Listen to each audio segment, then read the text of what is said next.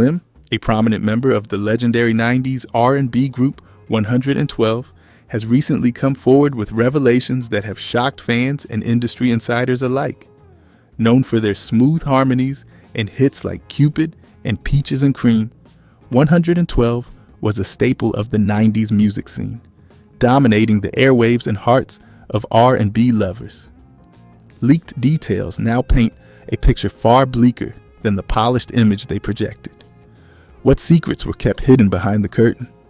Join us as we peel back the layers and uncover the shocking truth behind 112's rise to fame.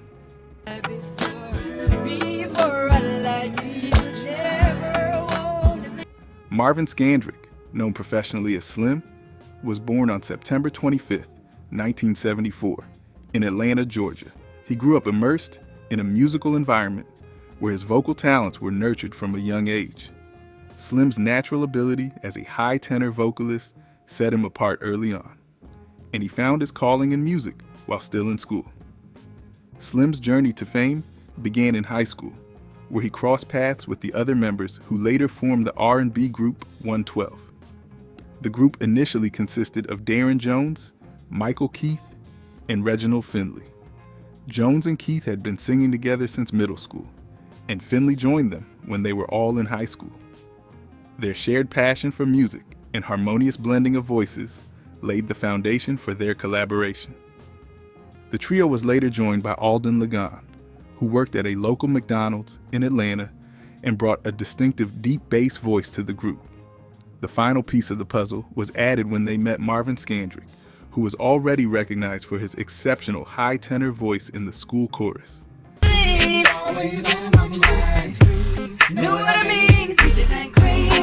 Slim's inclusion in the group was a turning point, solidifying their sound and dynamic. The group, initially known as Fort, began building their reputation by performing at talent shows, churches, and schools around Atlanta. These performances helped them hone their skills and gain local recognition. Their hard work paid off when the acclaimed production duo Tim and Bob heard of Forte and sought them out. Tim and Bob, who had a knack for discovering and nurturing talent, began working with the group. They started developing Forte from their living room to the studio, aiming to secure a record deal. Their efforts were geared towards getting signed to Rowdy Records, which was run by their then boss, Dallas Austin. While the connection with Tim and Bob was pivotal, another significant opportunity arose when Kevin Wales, a key figure in the music industry, arranged an audition for the group outside Atlanta's Club 112 in Buckhead. The members of Fort sang for Sean Diddy Combs, then known as Puff Daddy, a prominent figure in the music industry and the founder of Bad Boy Records. Their performance impressed Combs, but he wanted to ensure their talent was solid and consistent. A follow-up audition was arranged, where Fort performed in front of Bad Boy producer Chucky Thompson, Bad Boy Records artist Faith Evans, and Combs' protege Usher. Their performance once again impressed the audience, and with a co-sign from Thompson and Evans, Combs decided to sign the group to Bad Boy Records. This was a significant milestone for the group, as Bad Boy Records was one of the leading labels in the industry at the time. Upon signing with Bad Boy Records, the group decided to change their name from Fort to 112. The new name was inspired by Club 112, the nightclub where they had auditioned for Combs. This name change marked a new chapter in their career, symbolizing their entry into the professional music industry and their connection to the moment that changed their lives. After signing with Bad Boy Records, 112 relocated to New York City to begin recording their debut album. This move was a significant step in their career, as it placed them in the heart of the music industry, surrounded by influential producers and artists. Under the guidance of Sean Combs and the Bad Boy Records team, 112 began working on their debut album. The group's debut album, simply titled 112, was released in 1996 and marked the beginning of their rise to fame. 112 Inches was primarily produced by the renowned duo Tim and Bob, who played a crucial role in crafting the group's sound. The album's production quality and the group's vocal harmonies helped it achieve critical and commercial success. It entered the top 5 on Billboard's top R&B/hip hop albums chart and eventually went double platinum, selling over 2 million copies. The album featured several hit singles that helped cement 112's place in the music industry. Only You, featuring the notorious Big and Mace, became an instant hit.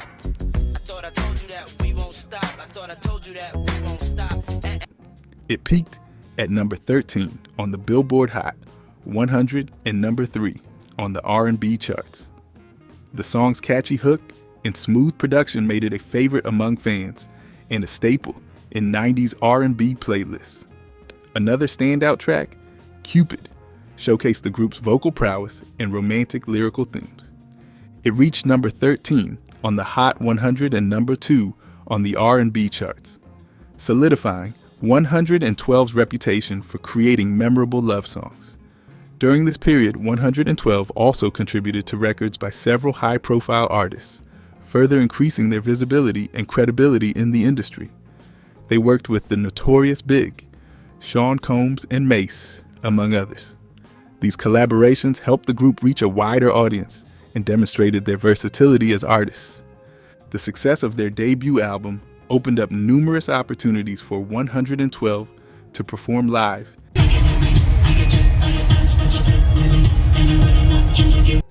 and connect with fans across the country. At the request of Ron Isley, the group joined the Isley Brothers on tour as the opening act.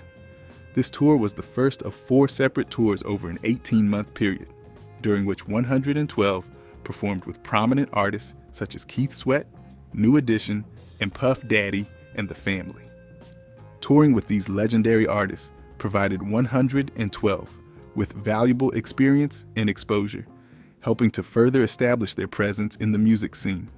In the years following their debut, 112 continued to tour with other major performers, expanding their reach and influence in the music industry. Notably, they toured with Whitney Houston and Janet Jackson. Performing with the iconic Whitney Houston was a significant achievement for 112, as it allowed them to reach an even broader audience and gain the respect of one of the greatest vocalists of all time. Touring with Janet Jackson, known for her dynamic performances and massive fan base, provided 112 with further opportunities to showcase their talent on a grand scale. The success of their debut album and subsequent tours established 112 as a major force in the R&B music scene. Rise to fame. In 1997, 112 experienced a remarkable year marked by a series of chart-topping singles that solidified their place in the R&B and hip-hop music scenes. The group's success began with the Tim and Bob produced single Come See Me, which entered the top 40 in January.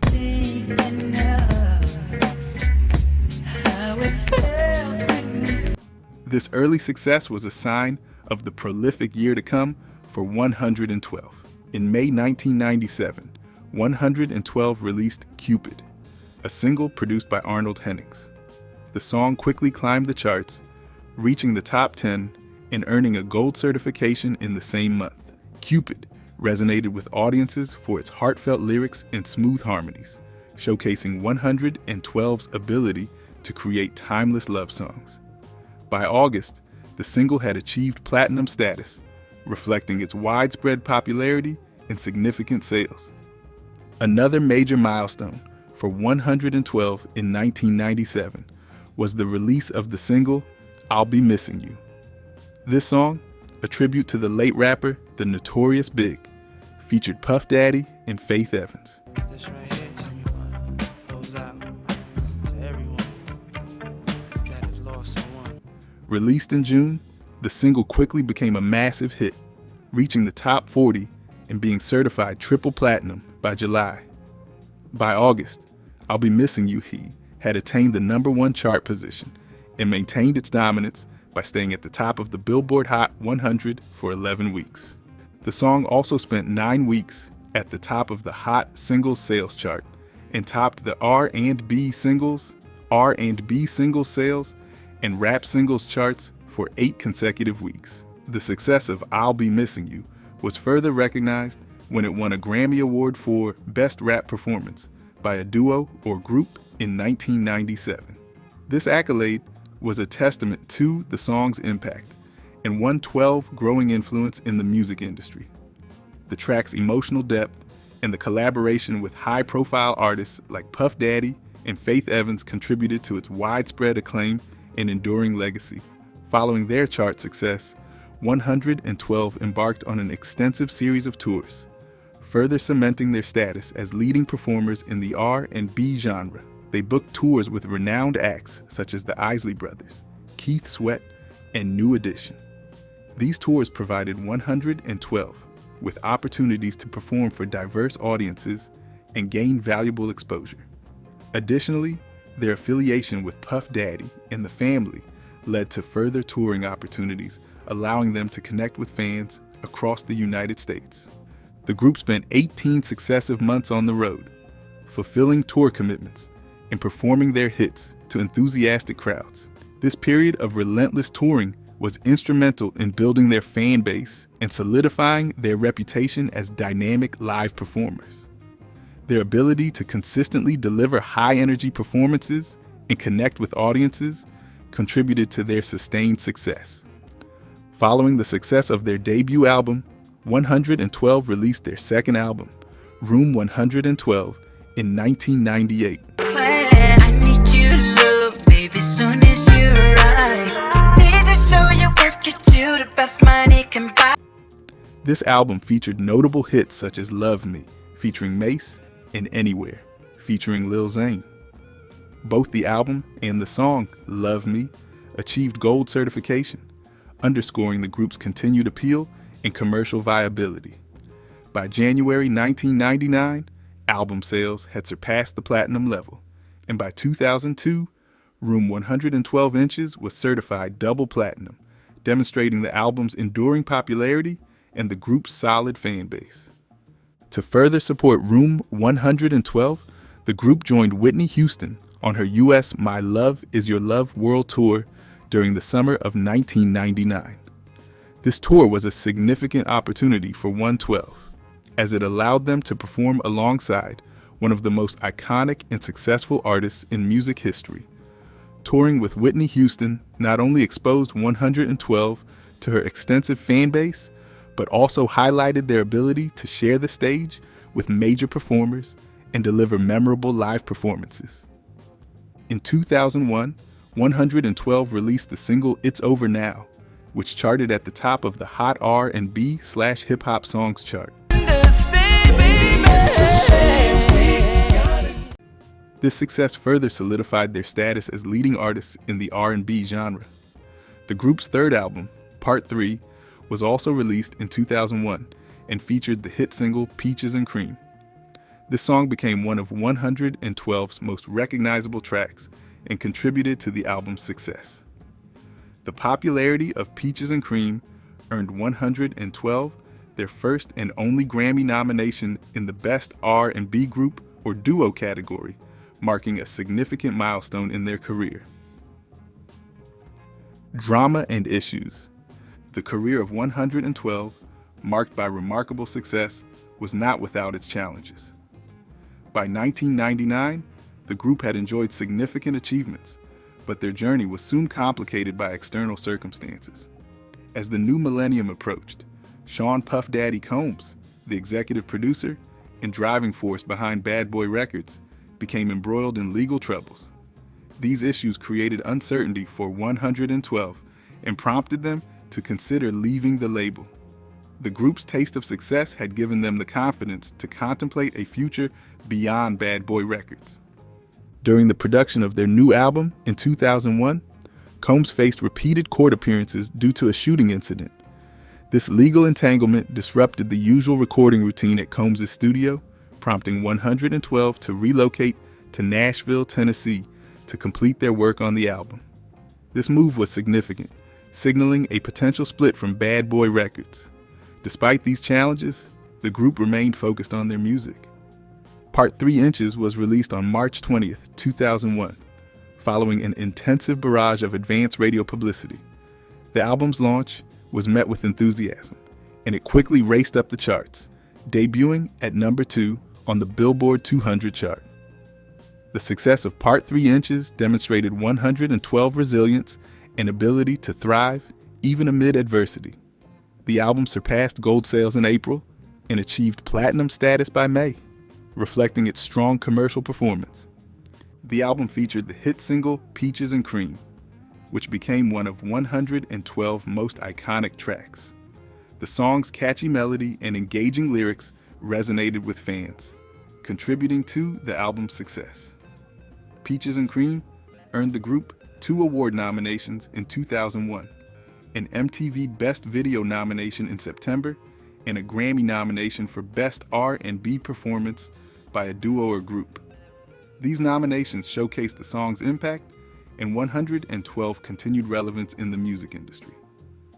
While the group's future was uncertain, their accomplishments with Part 3 reaffirmed their position as leading artists in the R&B genre. By 2002, the members of 112 realized that a split from Bad Boy Records was necessary. The group felt that the label had lost interest in them, which prompted their decision to seek greater creative control over their music. Despite their success under Bad Boy, the members believed that moving to a new label would better align with their evolving artistic vision. In February 2002, 112 officially left Bad Boy Records, and by July, signed with Def Jam on their Def Soul imprint. The group insisted that the breakup with Bad Boy was amicable, emphasizing that their departure was not directly related to any personal issues with Sean Puff Daddy Combs. Slim reflected on the situation, explaining that the decision was influenced by issues with their paperwork at Bad Boy Records. This contractual complication necessitated their departure, even though it was not their preferred outcome. Slim noted, "It's not what we wanted to do, so we did what we had to do, and now we're on Def Jam. Big things from there too." To maintain a positive relationship, 112 demonstrated their no hard feelings attitude by recording their debut album for Def Jam at Diddy's house.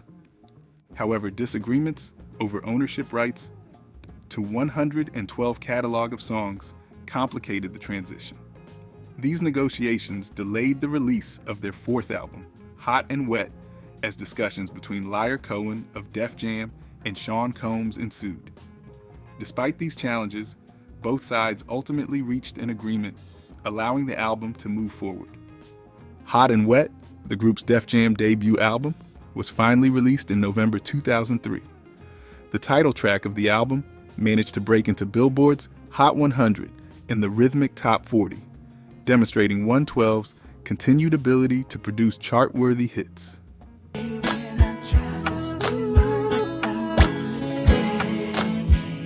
In 2004, the album charted on the Billboard 200 and peaked at number 4 on the top R&B/hip hop albums chart.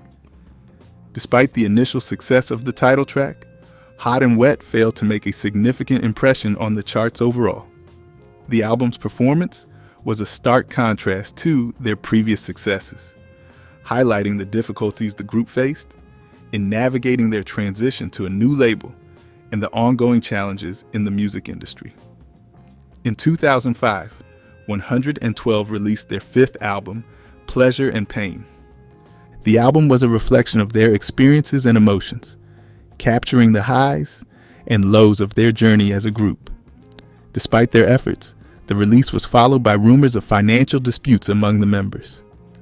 These issues, compounded by the changing dynamics within the music industry, led to the group separating to pursue solo careers. Subsequently, Def Jam dropped 112 from their label, marking a significant turning point in their career. Amid the separation, the members of 112 began to explore their individual talents and ambitions. In 2007, they took a bold step by forming their own label, 112 Music Group. This move signaled their desire for greater control over their music and careers. They entered into discussions for a joint venture deal with Irv Gotti's The Ink Records imprint to release an album in 2008. However, this collaboration did not come to fruition. Despite the challenges and the separation, 112 continued to tour both nationally and internationally. Their performances kept the group's legacy alive and allowed them to connect with fans around the world. During this period, the members also embarked on their own solo projects. Darren Jones, one of the founding members, was reported to have left the group to focus on his solo career in 2007. If the door is open for all 4 members of 112 together again. The door was open initially, but once they started suing. However, in a surprising turn of events, he was seen performing with the group in Germany and Belgium in 2008, indicating his continued involvement with 112. Michael Keith, another core member of 112, decided to leave the group to pursue a solo career. He cited financial issues as a significant factor in his decision, alleging that a former groupmate had stolen his and Slim's money, which led to his departure. Slim, however, maintained that he never had any personal disputes over money and continued to be part of 112. The group, now consisting of Q, Slim, and Darren, continued to perform and create music. In 2010, Michael Keith reconciled with the other members of 112, signaling his intention to return to the group and work on their 6th studio album. This reconciliation was a significant moment for 112, as it brought back the original lineup and renewed their collective strength. The decision to come back together reflected their deep bond and shared commitment to their music and legacy. In March 2010, Q Parker announced via Twitter that 112 was back in the studio, working on new material. This announcement was a significant moment for fans of the group, as it marked their return after a period of separation and personal challenges. Parker's tweet read, "In the studio with my boys, Mike and Darren. New 112 album coming soon." This news was further confirmed by Darren Jones in an interview with SoundSavvy.com, where he shared details about the group's reunion. Jones noted that the reunion would include Michael Keith and Q Parker, with Slim's involvement being uncertain at that time. He mentioned, Slim just didn't want to be a part of it, indicating some tension or reluctance within the group. Despite the initial uncertainty about Slim's participation, there were rumors that he might have had a change of heart. This speculation was supported by his recent recording of a song with the group titled One More Try. Although Slim eventually collaborated on the album, his full involvement was somewhat ambiguous, and the project faced delays. The album was not released until 2017. This delay reflected the complexities and challenges that the group faced as they navigated their reunion and worked through internal and external issues. By March 2012, Darren Jones confirmed that all 4 members of 112, Michael Keith, Q Parker, Slim, and Darren Jones, had reconciled and were officially back together. This reconciliation was a significant development for the group, as it marked the return of the original lineup after a period of fragmentation. To celebrate their reunion, 112 embarked on a tour titled For the Fans Tour, which began in mid-2012. This tour was an opportunity for the group to reconnect with their fans, perform their classic hits, and showcase their new material. The For the Fans Tour was well received by audiences who had been eagerly awaiting the return of the original 112 lineup.